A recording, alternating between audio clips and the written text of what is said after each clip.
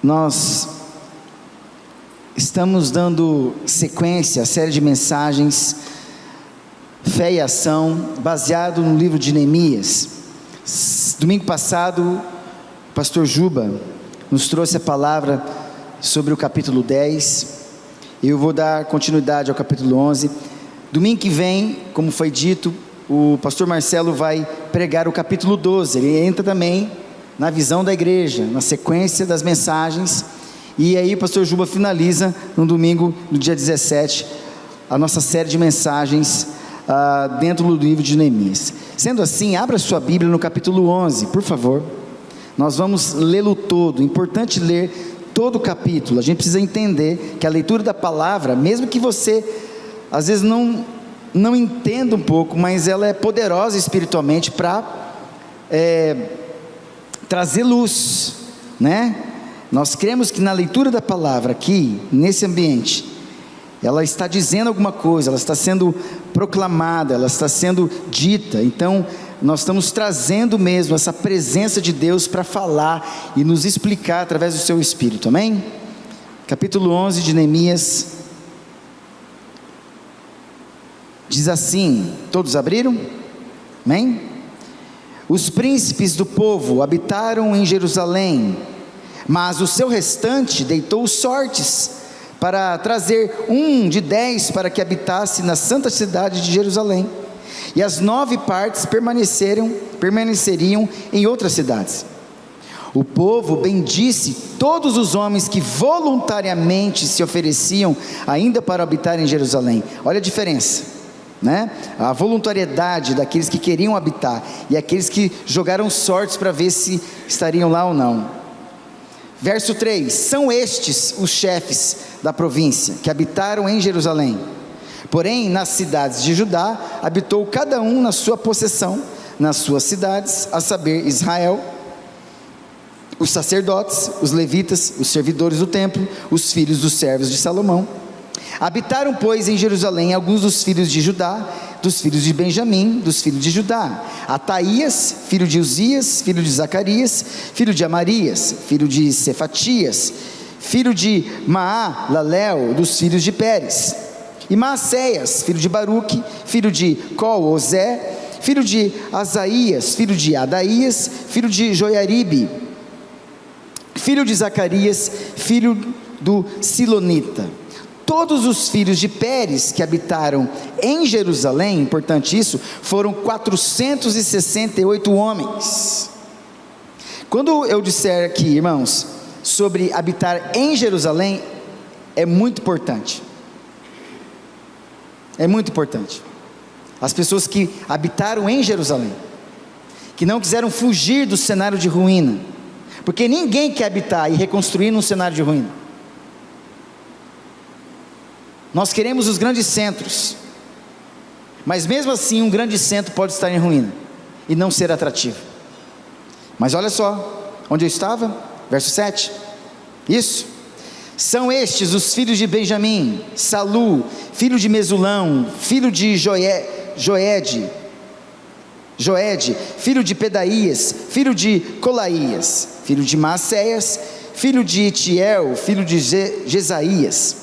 Depois dele, Gabai e Salai, ao todo 928. Joel, filho de Zicre, superintendente deles, e Judá, filho de Senua, o segundo sobre a cidade. Dos sacerdotes, Jedaías, filho de Joiaribe, Jaquim, Seraías, filho de Uquias, filho de Mesulão, filho de Zadoque, filho de Meraiote, filho de Aitube, príncipe da casa de Deus, e os irmãos deles, que faziam o serviço do templo, 828, e Adaías, filho de Jeroão, filho de Pelalias, filho de Anzi, filho de Zacarias, filho de Passur, filho de Malquias, e seus irmãos, cabeças das famílias, 242, Amasai, filho de Azarel, filho de Azai, filho de Mesilemote, filho de Mer, e os irmãos deles, homens valentes, 128, e superintendente deles, Zabidiel, filho de Gedolim. Dos levitas, Semaías, filho de Azube, filho de Ricão, filho de Asabias, filho de Buni, Sabetai, Josabade. Dos cabeças dos levitas que presidiam o serviço de fora da casa de Deus, Matanias, filho de Mica, filho de Zabadi, filho de Asaf, o chefe que dirigia os louvores nas orações, e de Baquibuquias, o segundo de seus irmãos, depois Abda, filho de Samua, filho de Galau, filho de Gedutum. Todos os levitas, olha só, todos os levitas na santa cidade foram 284, dos porteiros, Acube, Talmon, e os irmãos deles, os guardas das portas, 172. Por fim, o restante de Israel, dos sacerdotes e levitas, se estabeleceu em todas as cidades de Judá, cada um na sua herança. Os servidores do templo habitaram em Ofel, estavam a cargo de Zia e Gispa.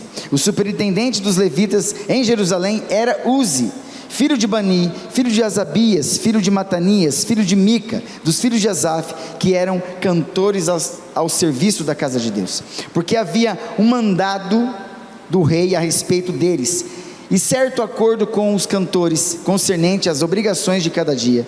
Petaías, filho de Mesesabel, filhos de Zera, filhos de Judá, estava à disposição do rei em todos os negócios do povo. Na verdade, por fim agora, quanto às aldeias com seus campos, alguns dos filhos de Judá habitaram em Kiriate Arba e as suas aldeias, em Dibom e suas aldeias, em Jacabzeel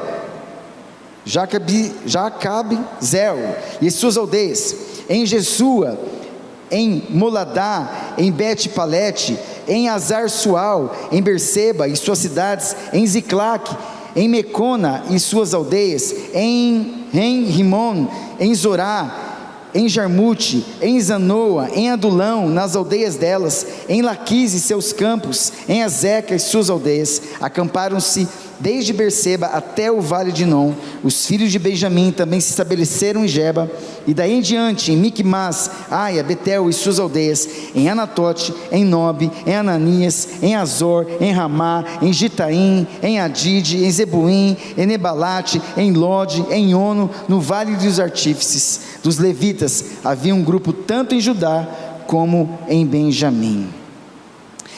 Irmãos, é um texto não muito atrativo, né?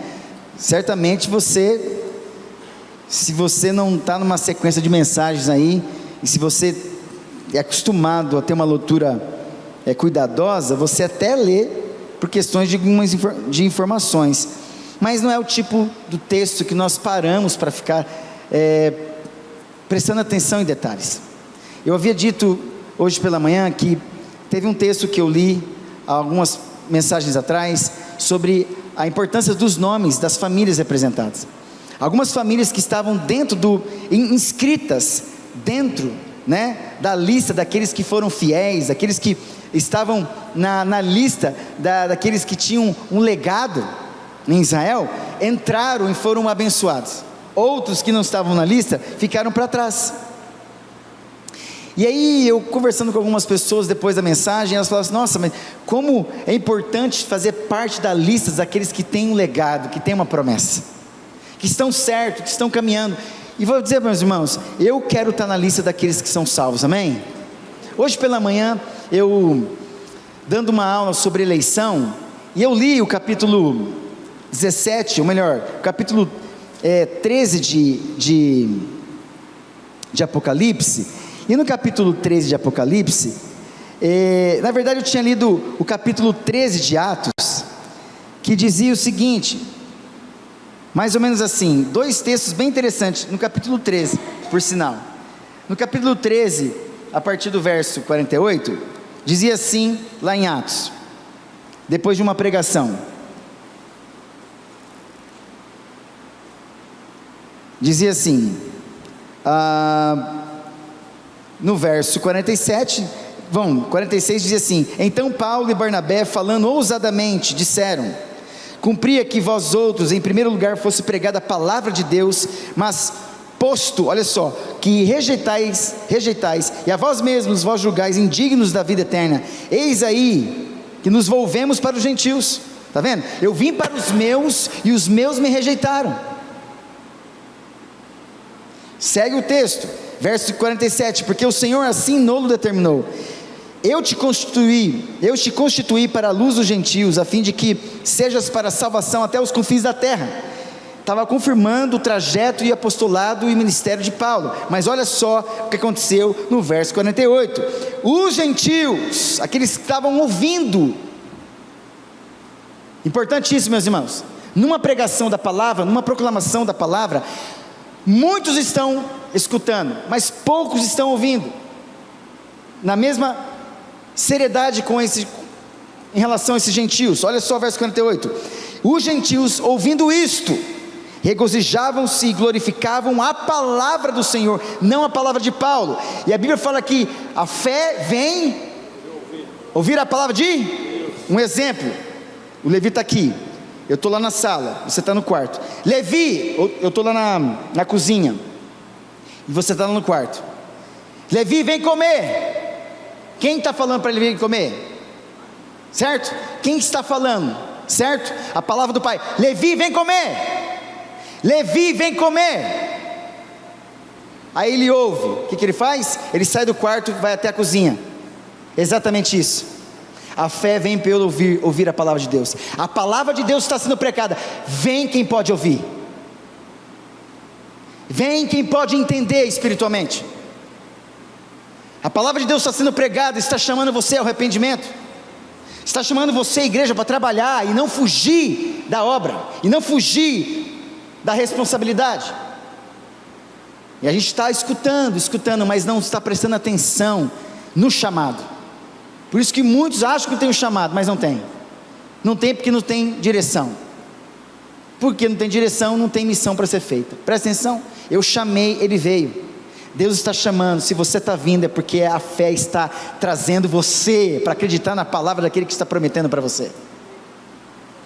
É isso, a fé vem pelo ouvir a palavra de Deus. E aqui diz o seguinte: ouvindo, regozijavam e glorificavam a palavra do Senhor. Olha lá, e creram todos os que haviam sido destinados para a vida eterna. Apenas creram, todos entre muitos, não todos, todo mundo, mas todos aqueles que estavam destinados para a vida eterna. Texto esse que fica claro que Deus elege os seus. E creram todos, por isso foram escolhidos? Não, e creram todos aqueles que estavam destinados para a vida eterna. Não é a fé que precede, mas é a eleição que precede. Deus te escolheu, por isso você crê. Porque fazer parte de uma lista daqueles que têm a promessa? Sim, os sacerdotes, os levitas que ficaram na cidade santa. Agora, está aqui a lista, ou melhor, está aqui registrado aqueles que creram, que estavam destinados para a vida eterna. Mas vai em Apocalipse agora 13. Vai lá em Apocalipse. Olha como é importante estar na lista dos eleitos. Olha como é importante estar na lista daqueles que têm a promessa. Está na lista daqueles que têm a obrigação, o privilégio de trabalhar na ocupação dessa cidade que nós vimos aqui, no capítulo 11. Olha o capítulo 13 de Apocalipse, presta atenção, para você não se assustar.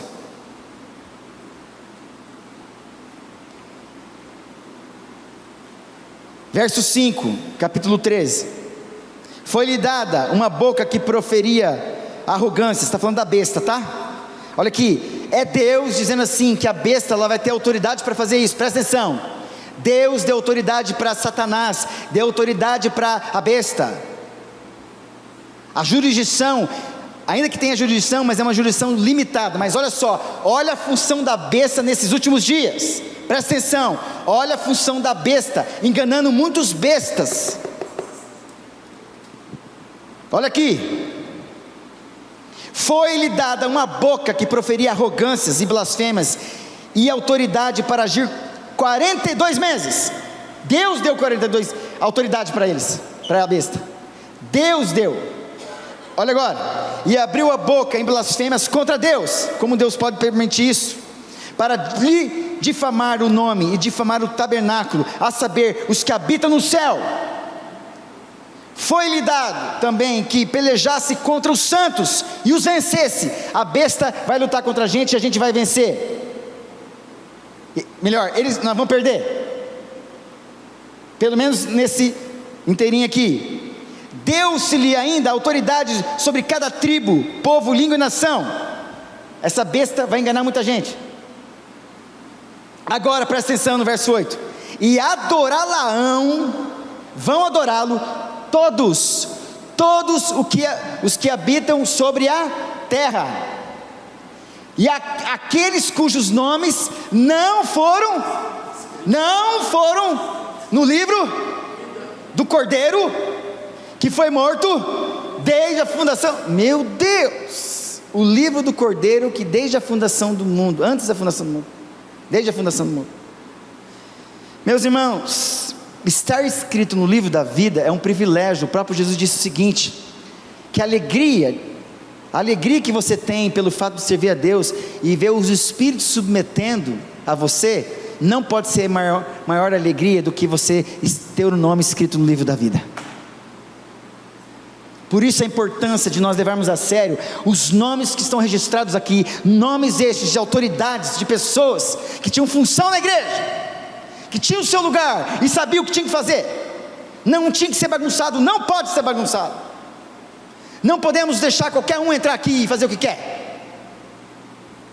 A gente tem que identificar, deixar entrar, perceber. Tem unção, ok. Tem autoridade, tem função, tem talento, tem dom, ok. Mas respeita o ambiente. Alguém entra na sua casa e faz o que quer lá? Não, aqui também não. Leva tempo. Na nossa Constituição, o membro, para ser membro, ele tem que fazer a classe de novos membros, e demora pelo menos aí uns 3 meses. Ele entra, e lá no próximo ano ele pode se candidatar a presbítero, ou diácono, ou diaconisa? Não, tem pelo menos aí quantos anos? 3 anos de vida, 5 anos, ou 3 anos de igreja da IPI, 3 anos de IPI local, pra você ter uma ideia. Não pode ser eleito. A gente tem que tomar cuidado com essa facilidade com que nós pastores, mesmo dentro da nossa igreja, para recebê-los, a gente recebe de qualquer jeito, e vai dando cargo. Não podemos ser assim, displicentes. Os irmãos concordam com isso? Não podemos fazer isso, e nós não vamos deixar isso acontecer. Mas a gente vai perder gente. Não tem problema, a gente perde essas pessoas, mas ninguém mete a mão na noiva de Deus, de Jesus. Ninguém vem fazer bagunça na noiva de Jesus aqui não. Isso é muito importante. As pessoas estão recebendo as pessoas de qualquer forma, e isso é muito ruim. Nos capítulos posteriores, nós vamos ver que Neemias leva a sério essa questão de pessoas que casaram com outras pessoas, que não eram para casar, da mesma raça. E Neemias entra firme, olha, faz aí, assina um papel, acho que foi você que pregou isso, assina um papel aí e diz para todo mundo que vocês estão fazendo um voto, de que vocês vão deixar essas mulheres que não faziam parte da descendência de Israel.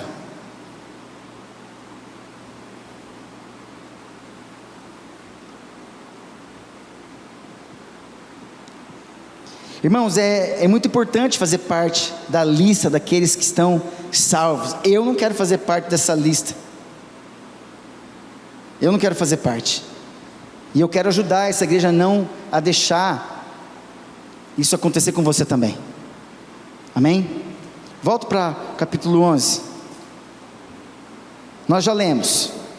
Irmãos, hoje pela manhã eu fiz uma introdução rápida sobre esse texto, que rapidamente diz assim, sobre a consolidação da obra feita, porque já os muros já tinham sido feitos aqui, mas havia muitas coisas ou outras coisas para serem feitas. Sobre a consolidação da obra feita, a obra de Deus não é feita apenas dos momentos solenes, onde a multidão se reúne para estudar a palavra, orar e adorar.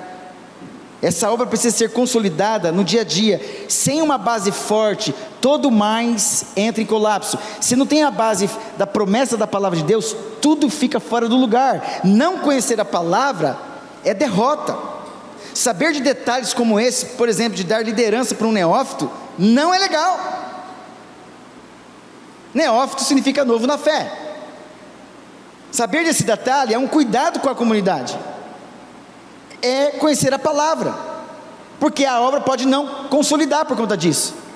A gente pode ter um evento, mas nada que passa pelo crivo de Deus. Tem muita gente aí fora fazendo o que dá certo, até fazendo o que é certo, mas somente os filhos de Deus fazem a vontade de Deus. E aí que está a grande diferença. Os de fora fazem a vontade de Deus, os de fora fazem o que é certo, e nós também. Mas os filhos, eles têm o crivo da vontade de Deus. Essa é a diferença. Essa é a diferença. A permanência da obra realizada.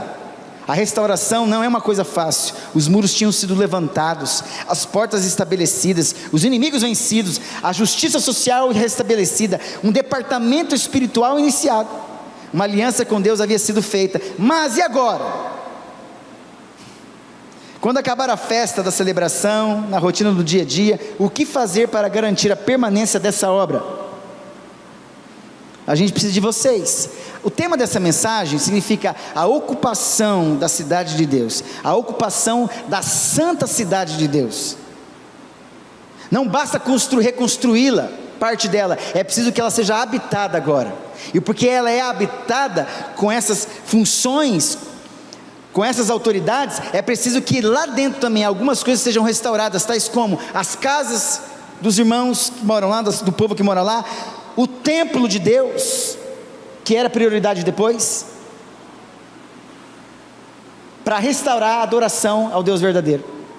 Tudo foi destruído, e Deus não tem problema de destruir aquilo que Ele construiu, e Deus não tem problema de arrancar aquilo que Ele plantou, e Ele faz isso em toda a terra, porque se o que Ele constrói não é usado para a glória dEle, Ele não tem problema de destruir o que Ele construiu. Se o que Ele arrancou, o que Ele plantou e arrancou, Deus não tem problema de arrancar, porque se eu não dou glória a Deus pela provisão daquilo que Ele plantou, daquilo que Ele fez crescer como provisão, Deus não tem problema de arrancar. Terceiro, pessoas são mais importantes do que estrutura. A cidade foi reconstruída, mas onde está o povo? Verdade, cadê o povo? A reforma foi feita, mas onde colocar as pessoas? Jerusalém foi arrancada dos escombros, mas o que faz a cidade é o povo, e não as pedras. A palavra para cidade no hebraico é Air, no hebraico, significa um poder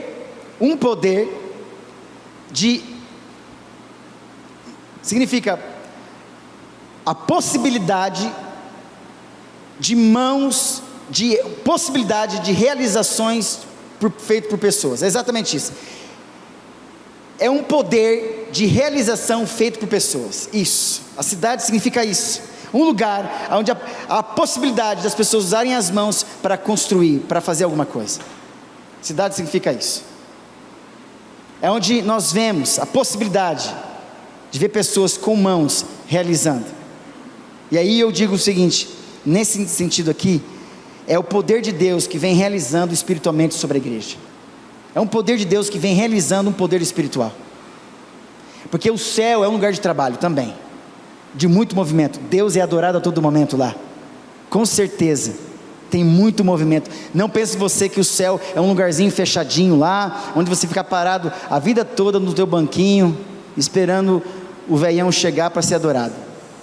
Eu imaginava isso quando era pequeno. Vai ser muito chato. Aí tinha uma piada, né, que o cara ouvia do outro lado do inferno, né, o barulho, só festa, eu quero ir para lá. Ainda bem que é só uma piada. Meus irmãos, não vai ser chato, vai ser dinâmico, vai ser poderoso, amém?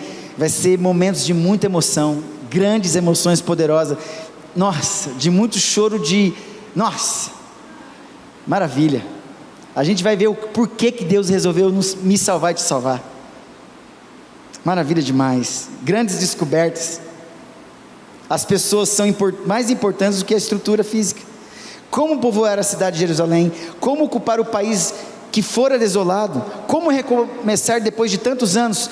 Primeiro, por que é importante povoar a cidade de Deus? Porque Jerusalém é a cidade que Deus escolheu para ali colocar o seu nome, é a cidade santa. Veja o verso primeiro aí, onde fala, que fala que a cidade é santa, não é isso? Olha lá, 1:10, para que habitasse na cidade santa de Jerusalém. Olha aí, dentro desse ponto, ele diz assim: Jerusalém é uma cidade santa, porque Deus habita nela. É santa, porque Deus habita nela. Presta atenção, as coisas não são santas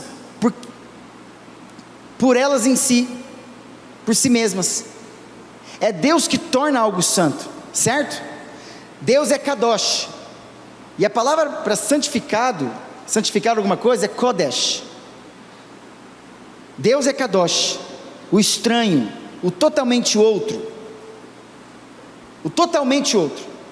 e Deus faz disso aqui. Se Ele quiser tornar santo isso aqui, Ele está dizendo assim: olha, você é totalmente meu, é estranho, mas você é meu, separado para mim. A cidade era separada para Deus, por isso que a cidade era santa, era separada.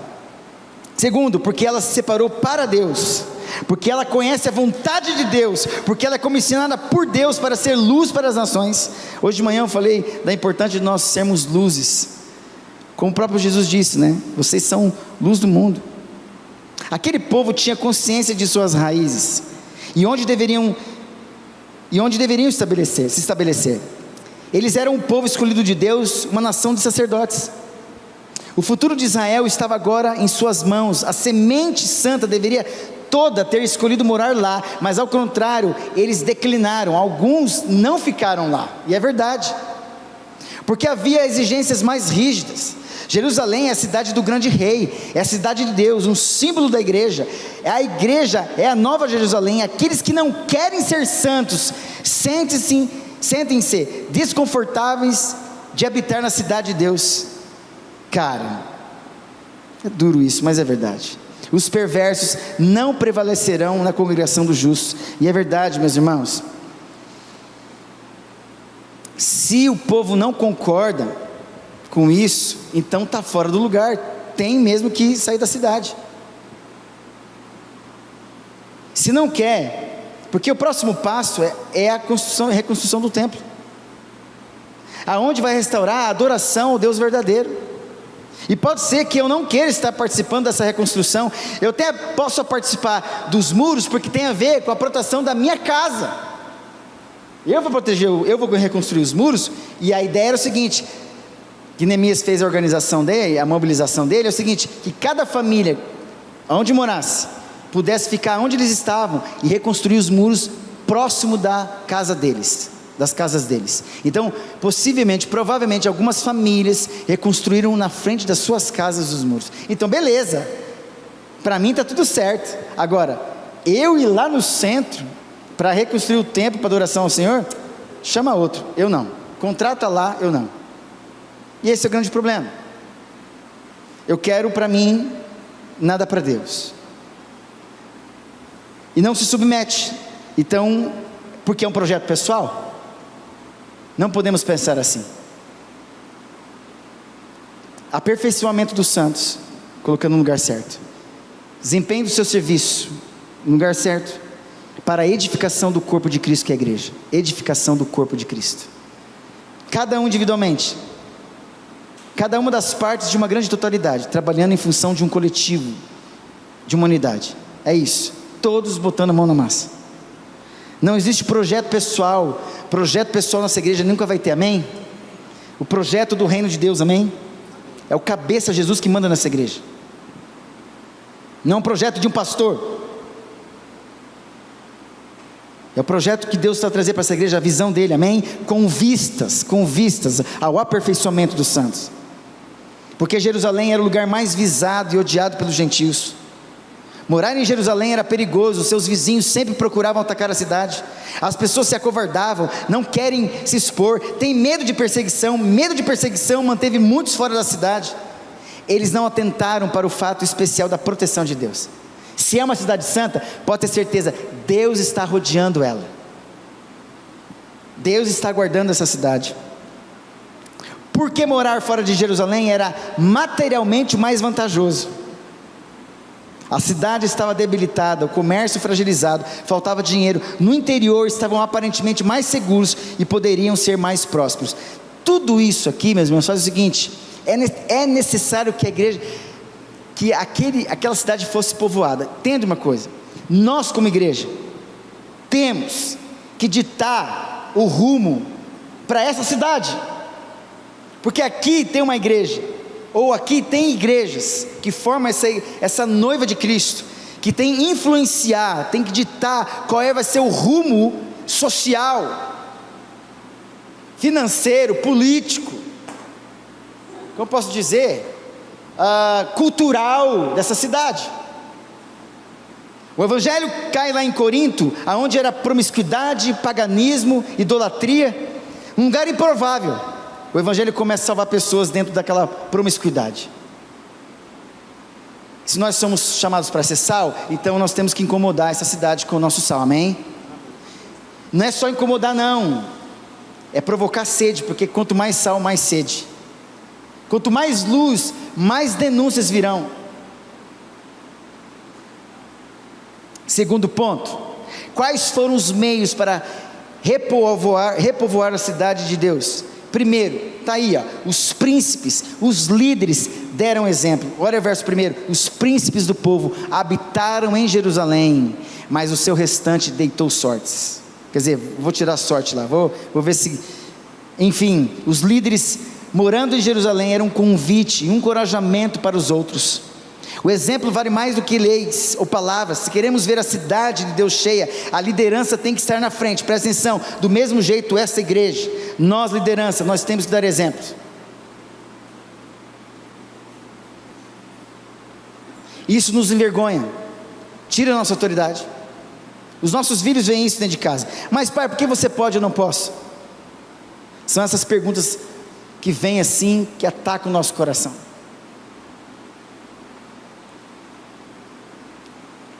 Em Jerusalém estão os tronos da justiça, os tronos da casa de Davi.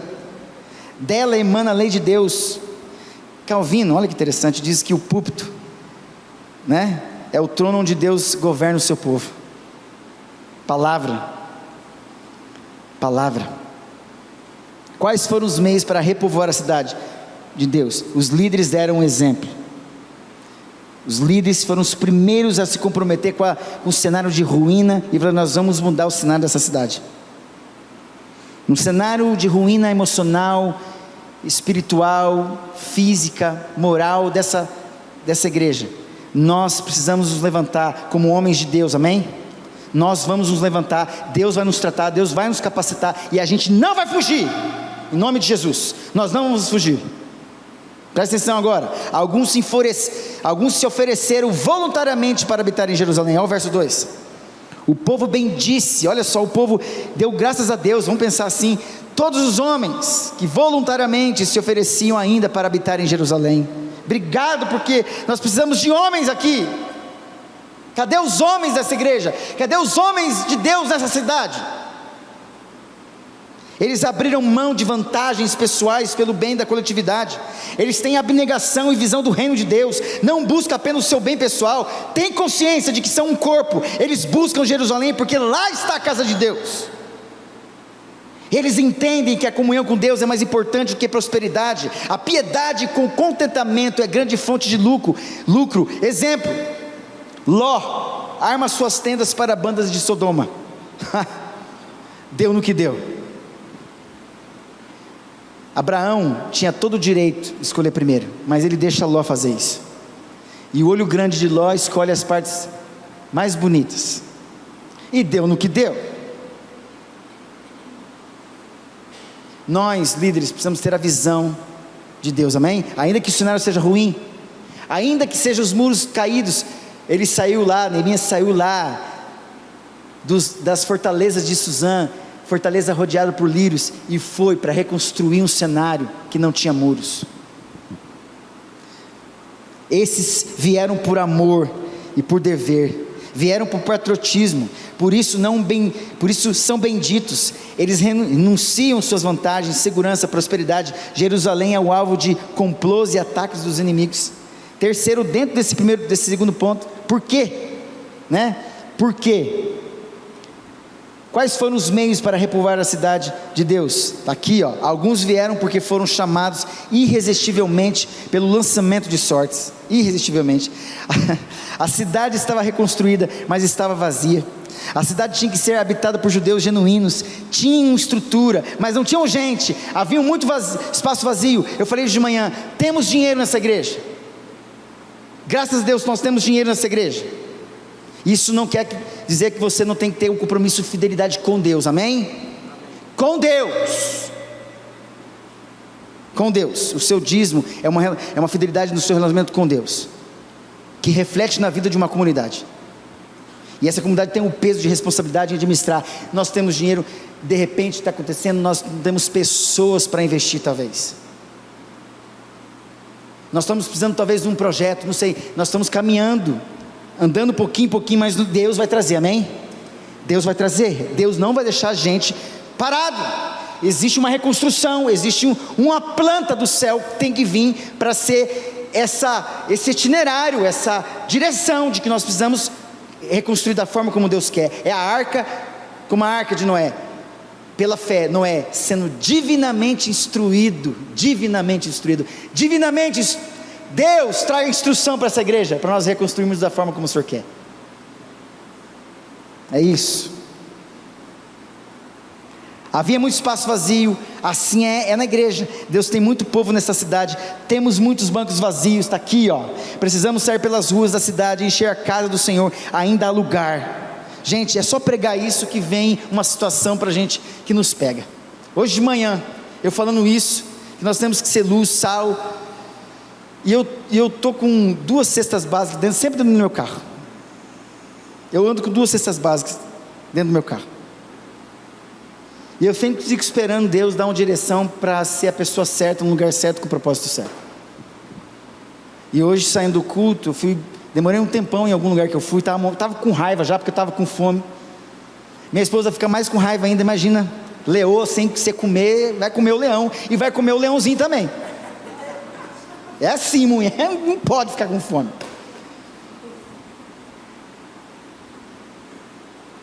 E a gente com fome logo para ir embora para casa. A gente parou perto do Colégio Água Viva. Temos sempre uma senhorinha que fica ali com um carrinho. Domingo, 3 meninas assim. Eu falei, gente, agora é agora. Eu estou com fome, estou desesperado, quero ir para casa. Aí eu parei lá, aquele troço pesado, que vontade, que raiva que eu fiquei, que negócio pesado. E era pesado demais a bendita da cesta. Gente do céu, eu peguei, coloquei, quase que eu derrubei o carrinho da mulher. E a Thaís ainda falou assim, ora por ela, não fala isso, não queria orar pela mulher. E eu fui lá, orei pela mulher. Você pensa que pastor é fácil de ser pastor? Fui lá orar, aí caiu a ficha. Você não pediu para ser sal? Você não pediu para ser luz? Vai lá, farolete. Vai lá, lampião. E eu, na hora ali, eu peguei, entrei dentro do carro, falei, Deus, tem misericórdia de mim. Miserável, miserável. Essa mulher agradeceu, chorou, e falou assim, olha, Deus veio hoje aqui. Olha o que Deus faz na vida da gente, né? Mas a glória dele, amém? É só para nos ensinar. Ele nos ensina. É só você se dispor. Deus quer te usar, amém? E Deus vai te usar. Se você orar hoje, você pode dizer, essa semana vai vir muita gente na tua direção. E isso vai mudar a tua rotina. como fez com o sacerdote, com o levita e com o samaritano. Ou você sai e faz a curva, ou você encara a situação. Vamos lá. Terceiro ponto, quem fez parte do repovoamento da cidade de Deus? Quem fez parte? O remanescente fiel. Nem todos os de Israel são de fato israelitas. Nem todas as tribos foram congregadas, nem todas as pessoas das duas tribos remanescentes vieram para repovoar o país e a cidade de Jerusalém. Nem todos, meus irmãos. As 10 tribos do norte foram levadas cativas pela Síria, não voltaram mais. Os que ficaram se misturaram com outros povos, tornando-se um povo misto, chamados samaritanos. Esses fizeram oposição à obra de Deus, lá, Tobias, Sambalá e Gesse. Mas das 12 tribos, 2 tornaram-se um remanescente. Aqui está a linhagem de Davi, aqui está a linhagem do Messias. Deus nunca deixou de preservar o seu povo. O remanescente, um restante, jamais será destruído, amém? E todos aqueles que estavam destinados para a vida eterna. Entre muitos, os que estavam destinados, e que não são muitos, creram para a salvação. Com essas 2 tribos, Benjamim e Judá, o povo da promessa prosseguiu até a vinda do Messias. Quem faz parte do repovoamento da cidade de Deus? O povo conduzido por sua liderança. Olha o verso 3 e 4 aí, ó. São estes os chefes da província que habitaram em Jerusalém. Porém nas cidades de Judá habitou cada um na sua possessão, nas suas cidades, a saber, Israel, os sacerdotes, os levitas, os servidores do templo, os filhos dos servos de Salomão. E habitaram, pois, em Jerusalém alguns dos filhos de Judá e dos filhos de Benjamim, dos filhos de Judá, Ataías, enfim. Quem são esses? O povo conduzido por sua liderança. Os líderes estão à frente na aliança, agora também no repovoamento. A população não era uma massa amorfa, sem forma, mas sim uma sociedade ordenada, conforme era apropriado para o povo da cidade santa. E assim, meus irmãos, um povo inteligente, um povo que quer, tem responsabilidade, um povo que tem certeza da salvação, um povo que sabe que é escolhido. O povo sempre está disposto a seguir seus líderes, quando esses tomam a decisão de andar com Deus. E é verdade, se você decide amar a Deus e seguir a Deus, certamente porque você é líder, pessoas vão atrás de você, porque pessoas atraem pessoas. Por isso que Paulo teve a ousadia de dizer assim: sede meus imitadores como eu sou de Cristo. Me imitem como eu estou imitando Ele. Vem junto comigo. Neemias adota um sistema de governo descentralizado, mesmo na contramão de todo o modelo vigente naquela época. O povo está sendo desafiado a resgatar sua credibilidade diante de Deus e dos homens. Aqui é um princípio básico, o sentimento de pertencimento. Cada um se sente parte do todo, e é verdade. Se você não se sente aqui com um sentimento de pertencimento, facilmente você vai embora.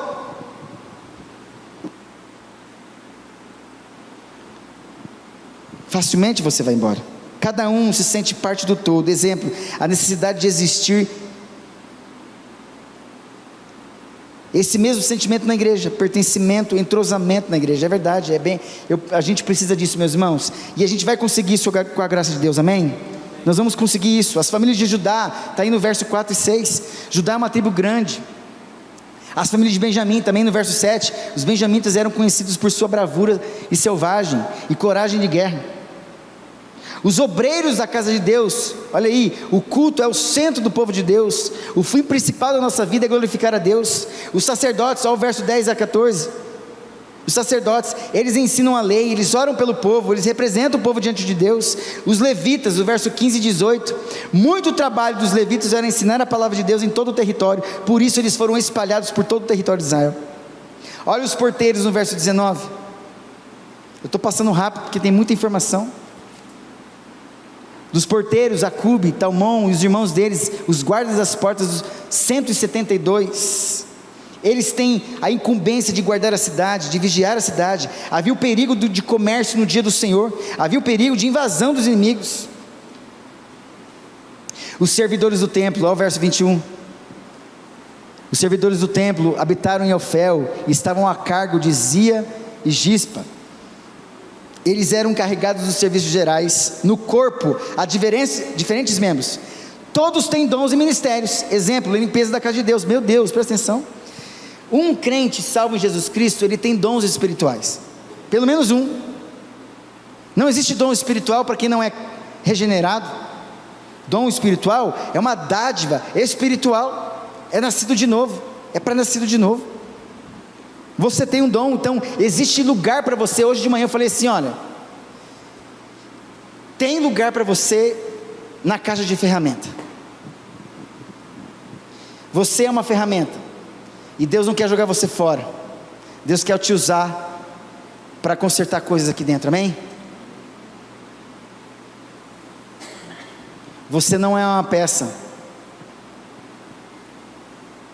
Você é importante. Os cantores, olha os cantores, ali ó, os cantores, verso 22, olha lá, os superintendentes dos levitas em Jerusalém eram Uzi, filho de Bani, filho de Asabias, filho de Matanias, filho de Mica, os filhos de Asaf, que eram cantores ao serviço da casa, cantores ao serviço da casa de Deus. A música sempre foi valorizada pelo povo de Deus.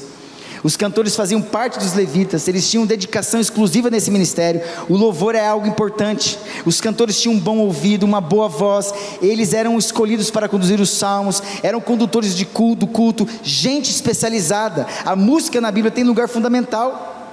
A música na história da igreja, na reforma e na igreja contemporânea. Quarto lugar, para a gente terminar, como deve ser o repovoamento da cidade de Deus? O repovoamento de Jerusalém não pode ser concentrador. O verso 25 diz assim: quanto às aldeias, com seus campos, alguns dos filhos de Judá habitaram em Quiriate Arba, suas aldeias, em Dibom, enfim, não era só lá. O crescimento de Jerusalém precisa passar por uma questão de equilíbrio. Pode existir dois extremos. O primeiro é não querer estar em Jerusalém. O segundo é querer só estar em Jerusalém. O crescimento não pode apenas ser concentrador. Primeiro se fortalece a base, mas depois é preciso habitar todo o território. O crescimento de Jerusalém não pode ser em detrimento de outro território de Israel. O que isso quer dizer, meus irmãos? Quando a igreja está cheia, presta atenção, nós não queremos ser uma igreja de 4, 5 mil membros. Não precisa exagerar não, e querer só aqui. Se a gente vê que já deu aqui, por que não ter um ponto de pregação em outro lugar? Nossa igreja tem projetos lá no Argola Ferrão, lá no Maracá. Essa igreja foi filha de Gália. Isso, filho de Gália. Lá tem uma congregação pequenininha. E nós somos a igreja que depois fomos mãe de muitas outras igrejas. Essa igreja vai continuar fazendo isso, amém? Projetos aumentando cada vez mais. Nós não queremos ser aqui uma igreja cheia, inchada de pessoas, sem movimento, mas queremos que outras pessoas, outros lugares sejam povoados nessa cidade com a igreja do Senhor, amém? É isso. O repovoamento de Jerusalém precisa ser feito com dependência de Deus e planejamento humano. É o que nós estamos tentando aqui, direção de Deus e planejamento humano. Existe cuidado com a cidade, com o templo e com o culto. Existe princípio de liderança, existe a preocupação com a segurança da cidade, existe o planejamento para o repovoamento da cidade e da nação, existe o cuidado com a fiscalização. Olha o verso 24. Petaías, filho de Mesazabel, dos filhos de Zera, filho de Judá, estava à disposição do rei em todos os negócios do povo. O próprio rei persa estabeleceu uma pessoa para julgar e deliberar entre homem e homem, entre príncipes e o povo. Petaías deve ser uma espécie de fiscal de renda de Israel. Concluindo, resumindo, esse capítulo 11 aqui nos fala sobre a diversidade e a unidade do povo de Deus. Diversidade do povo de Deus, localização, ocupação e ministérios. Presta atenção, meus irmãos. Localização, ocupação e ministérios. Nós estamos localizados aqui na 4 de abril. Nós estamos ocupando esse território aqui, mas nós temos dentro dessa igreja pessoas que têm ministérios. Ministérios para dentro, ministérios para fora. Ser um centro de... Temos uma localidade, temos uma ocupação, mas nós queremos sim que nesse lugar seja um lugar de formação de pessoas para abençoar a cidade nas escolas. Aonde mais? Me ajuda aí. Nas favelas. No setor público.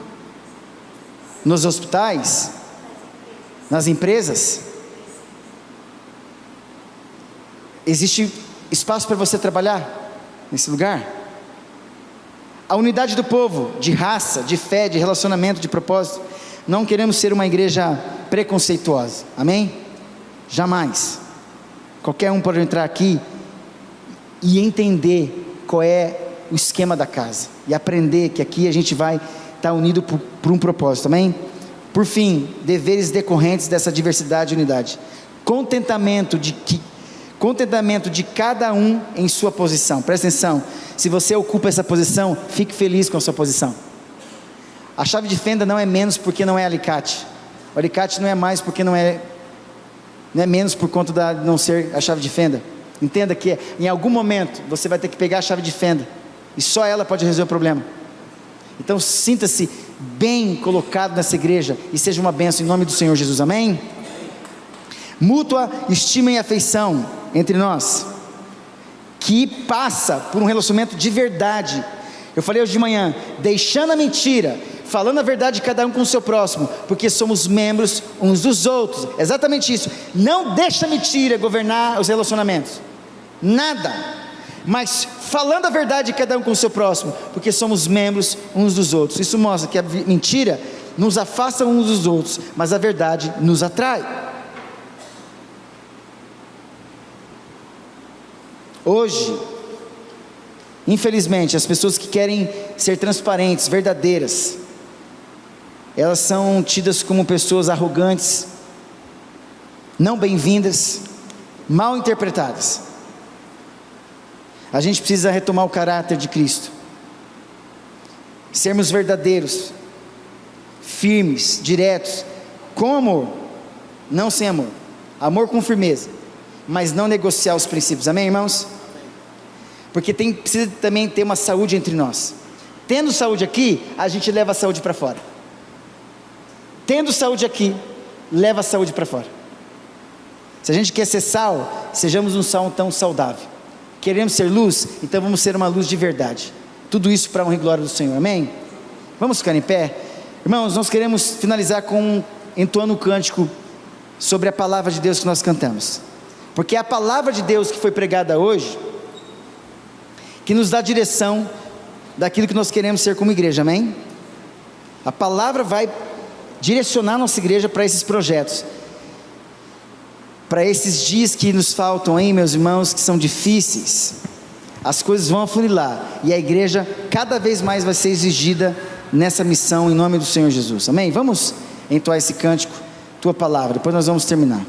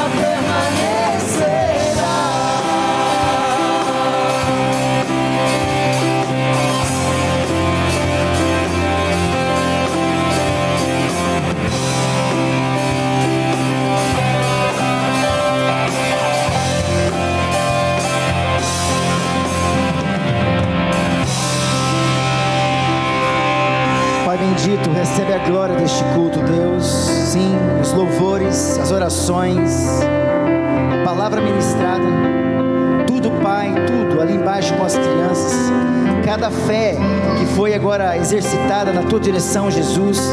Sim, recebe a glória desta fé, a honra dessa fé. Pessoas foram tocadas de alguma forma, Pai, nessa noite. Pai, esteja voltando junto com os meus irmãos, em nome do Senhor Jesus. Que eles tenham uma semana cheia da tua graça, uma semana cheia de milagres, Deus. Sim, sinais, prodígios e maravilhas. Uma semana cheia de bênçãos, Deus. Uma semana diferente, uma semana cheia de movimento do Senhor sobre a vida deles e com eles. Por isso, Deus, guarda-os, cubra-os com teu sangue e dê ordem aos teus anjos a respeito deles. Que o Senhor vos abençoe e vos guarde. Que o Senhor faça resplandecer o seu rosto sobre vós e tenha misericórdia de vós. Que o Senhor sobre vós levante o seu rosto e vos dê a paz. E que a graça do nosso Senhor e Salvador Jesus Cristo, a comunhão do Espírito Santo e o amor de Deus e Pai estejam com você hoje, até a volta do nosso Senhor e Salvador Jesus Cristo. Amém e amém. Dê um abraço no seu irmão, em nome de Jesus.